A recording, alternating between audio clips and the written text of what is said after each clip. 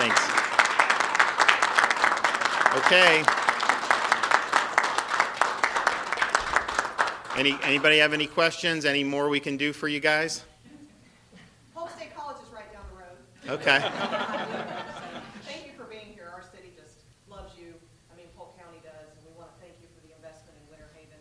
You can see we have great leadership and great representatives, but just want to thank you for your leadership at the state level. Sure. Great. Governor, can I ask you a question about COVID? Sure. We're, obviously on the other side of this latest surge, which is great. I was just wondering if you've had the opportunity to look back, kind of reflect on what could have been done differently with 56,000 Floridians dying. Are there any lessons that you learned, things you wish you had done differently? Well, I think if you look back what we did, we were here. The fact that we were the first state in the country to really put these early treatments on the front burner, we've now done over 130,000 Floridians have received early treatment, monoclonal antibody treatments through our sites. And that has saved thousands and thousands and thousands of people for being hospitalized. How do I know?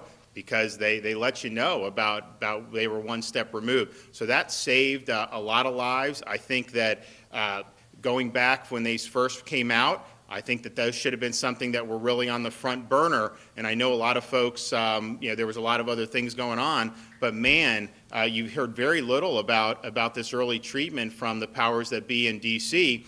And so we were in a situation over the summer, you have the big Delta wave in the South, and almost none of the people who were hospitalized had gotten any type of early treatment. And so, yes, we have, 13, 14 millions of folks vaccinated. Unfortunately, some, particularly our elderly, you were seeing people getting infected even though they were, and so that was kind of a missing piece. So I think we were able to really fill a gap, but I do think this should have been something that from the HHS and the whole national perspective was letting people know that if you do get infected, this is something. And in our sites, fortunately, we're now bottom two. I think we're 48th or 49th in terms of COVID infection based on different estimates. And so the demand for that has been less than it was 2 months ago.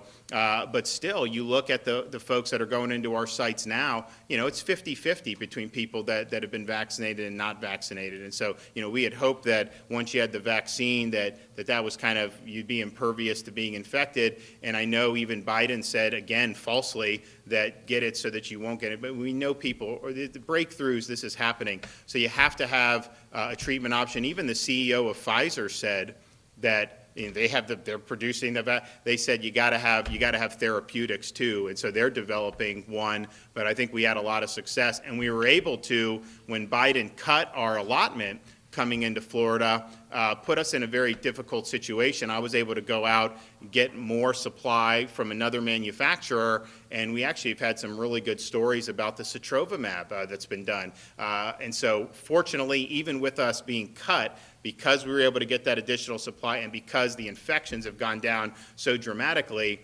we're hopefully going to be able to get everyone that needed to be. But I think it's important to point out, you go back 6-8 weeks ago, and there were people saying, oh, you're going to have kids in school, all this other stuff's going to go. And the fact is, the COVID has gone down dramatically since kids went back into school. I mean, if you look at the beginning of September until the present, you've had massive declines all across the state in this COVID. And so I think that the notion that people are still trying to restrict these kids with schools is totally not based in reality, and it's totally unscientific. And so we were very much a leader last year in making sure the kids were in school in person, and then this year, we wanted them in school with parents really being in the driver's seat about how they're doing that. And I think that the results, are in on that, and we've seen huge declines